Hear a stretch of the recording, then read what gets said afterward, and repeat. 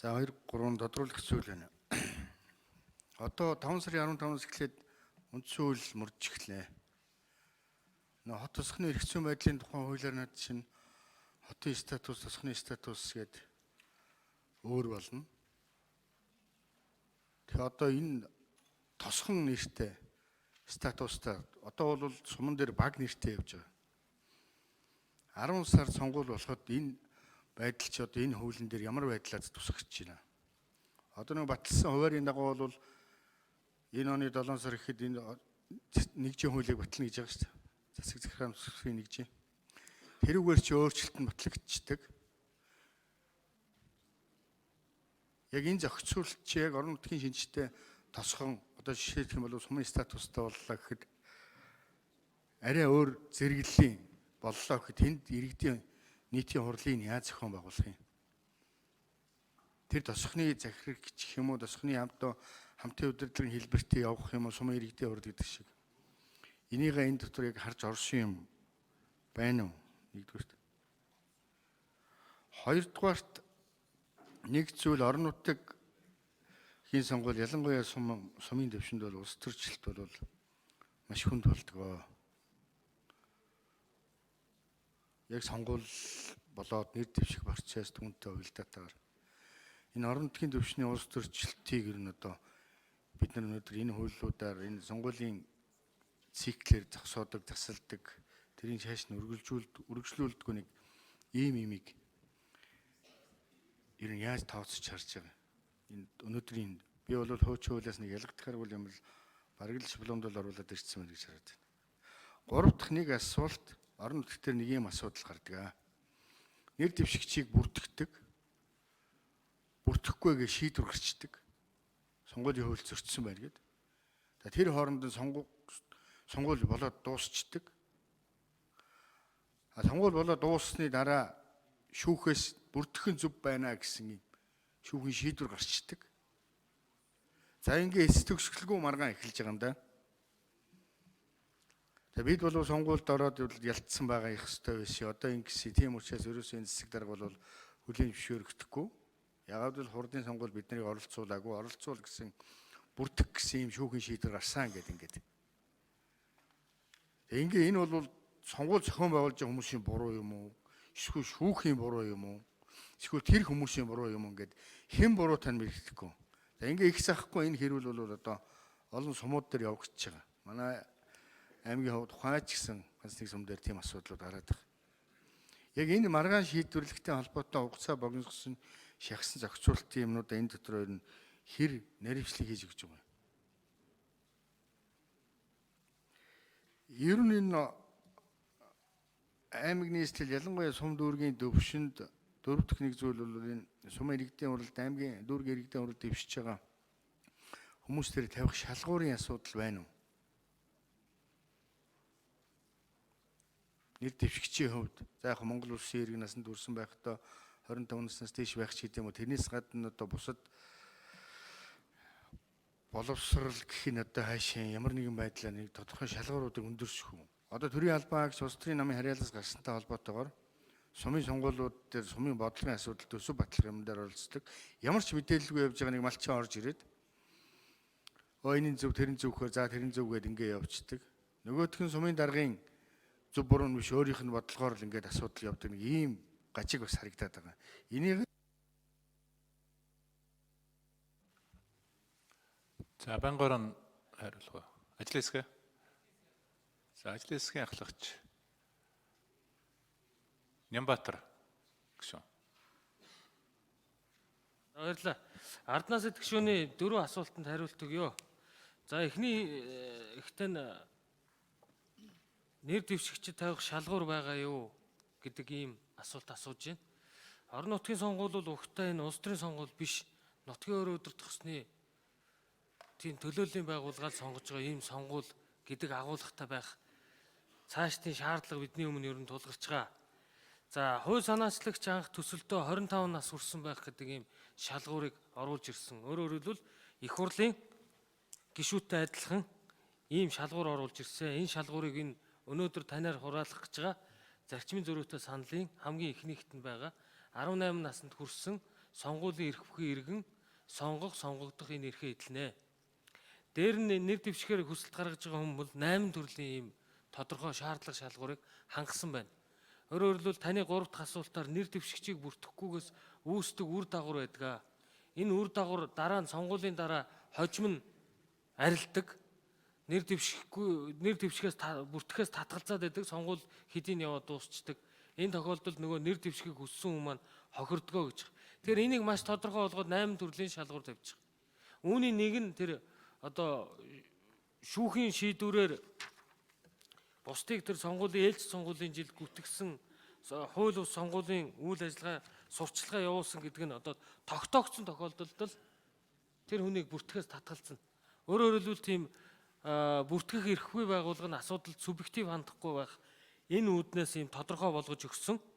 Энэ 8 шаардлагыг хангасан тохиолдолд сонгуулийн эрх бүхий иргэн бүртгүүлнэ л гэсэн үг. За хоёрдугаар улс төржилтийг яаж багасгах гэж байгаа юм бэ? Ер нь энэ өмнөх хуулиудаас их үр дүн гараагүй юм шүү гэдэг асуултыг сая Арднаас идэх шүү асуулаа. Өнөөдөр Баянзүрх дүүрэг дээр орон нутгийн сонгуулийн явагдалгүй 4 жил болж байгаа. Өөрөөр хэлбэл Баянзүрх дүүргийн иргэд Монгол улсын үндсэн хуулинд заасан нутгийн өөрөө удирдахчны байгууллагынхаа төлөөллийг сонгочдөг. Энэ нь маргаан дагуулаад шүүхээр эцэл шийдэгдээгүй. Шүүхээр шийдэгдээд дахин сонгуул явуулсан ч гэсэн сонгуулийн үр дүнгийн дахиад нөгөөтөл нь хүлээн зөвшөөрөхгүйгээд ингээд Баянзүрх дүүрэг засаг даргагүй иргэдийн хурал нь бүрэн бүрэлдэхүүнээр ажиллах юм боломжгүй өнөөдөр 4 жил болж байгаа. Тэгэхээр энэ өнөөдрийн бидний батлуулах гэж байгаа хуулийн гол үндсэн асуудал бол Баянзүрх дүүрэг дээр үүссэн шиг ийм нөхцөл байдал үүсэхгүй тулд нөхөн дахин сонгуулийг жил бүрийн 6 дугаар сарын 3 дахь 7 хоногт явуулж явах. Энийг хүчээр одоо зохион байгуулж явах. Сонгуулийн хороонд татан богдсон бол сонгуулийн ерөнхий хорооны шийдвэрээр дараагийн сонгуулийн хороонд байгуулагдаад сонгуулийг зохион байгуулдаг ийм механизмыг оруулж ирж байгаа. За улс төржилтийг аль болох багасгахын тулд сонгуулийн хугацааг багасгасан. Сонгуулийн хугацаа 15 хоног сурталчилгаа явагдана. Нэр дэвшигчийн үнэлгээг аваад 15 хоногийн дараа санал хураалт явагдана гэсэн үг. Энэ удаагийн сонгуулийн хуулийн гол үндсэн зарчим бол аль болох намар эрт сонгуулийг явуулж дуусгая. Өвөл хүйт орохоор сонгуул явуулдгийг багасгая гэсэн ийм зохицуулттай байгаа. За хамгийн сүүлийн асуултанд би хариуллаа. Зүгээр цаг бага байна. Та бид бүхэн Монгол улсын шинэ үндсэн хуулийн нэмэлт өөрчлөлтийг баталсан. Үндсэн хуулийн 57-гийн 3-т улсын болон орон нутгийн шинж чанартай хотууд байгуулагдах, тэдгээр засаг захиргааны нутаг дэвсгэрийн нэгжийн зарим чиглэлийг хуулиар шилжүүлэх юм зохицуулт орж ирсэн. Тэгэхээр бид бол энэ хуулиар засаг захиргааны нутаг дэвсгэрийн нэгжийн өөрийн удирдлагыг нутгийн өөрөө удирдахчны байгууллагыг сонгох асуудал яригдж байгаа. Тэдгээрт хот тосгод байгуулагдаад өөрийн удирдлагаа сонгох асуудал, тэдгээрээс засаг захиргааны зарим чиглэлийг шилжүүлэх асуудлыг нэг яралтай төрөв.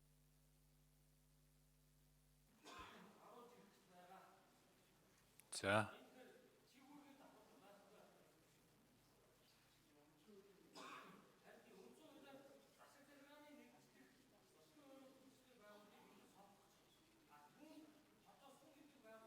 За яг хөө микрофон 1 минут нэмэх үү. За Нямбатар гишүүний микрофоныг 1 минут нэмж. Бид энэ ялгаагаа бүгд одоо сайн ойлгомоор байна.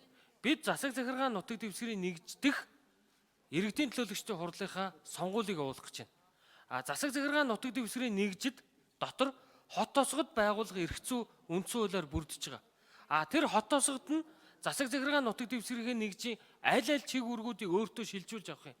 Өөрийн удирдлага хэрхий яаж сонгох юм гэдэг бол тусдаа асуудал. Энэ нь тусдаа хот тосгоны эрх зүйн байдлын тухай хууль болон тэдгээр зарим эрх шилжүүлж өгөх их хурлын хуультай хамтдагж одоо тэр сонгуулиуд явагдана. Энэ хоёр тусдаа чиг үүргийг бид нар хольж утгаж болохгүй. Засаг захиргааны нутаг дэвсгэрийн нэгжийн чиг үүрэг, хот тосгоны өөрийн удирдлагын чиг үүрэг гэдэг бол хоёр тусдаа ийм асуудал байгаа. Энийг үндсэн хуулиар ч гэсэн бас тодорхой зааж өгсөн байгаа гэдгийг л. За Арднаас идэх шүү тодруулъя.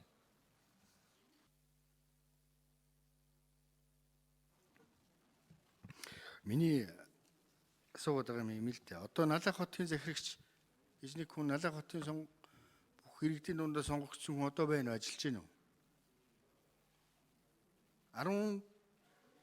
15 онд нэг айхтрын болоод сонгуул болоод нэг хүн гарч ирсэн томилогдсон биз дээ. Дүүргийн засаг дарга юм уу? Налах хотын захирагч хэлв юу лээ? Нэг тийм захирагч статустайгаар. Одоо тэгэхээр яг тосхныхоо статусыг бид өнөөдөр яг яаж хараад байгаа юм бэ? Нэг засаг захиргааны нэгж доторх тосхон гээд тэрийг нэг удирдлага явна. Сумын засаг дарга давхар удирдахгүй л лав. Тэнд чи бас нэг зохицуулт зайлшгүй тулаад байгаа байхгүй юу? Харин тэрийг яаж хараад байна? Одоо тэр хамтын удирдлагын шинжтэй тим хэлбэрийн удирдлага явах юм уу? Эсвэл одоо Налах хотын захирагч хин гэлээ нэг дээр одоо 15 оны үеэр нэг сонин нэртэй хүн бас гарч ирж байсан шүү дээ. За, Нямбатар гүшүү.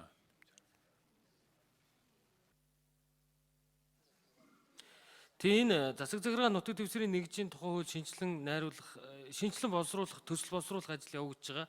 Би бас ажлын хэсэгт орё гэдэг саналаа хэлсэн.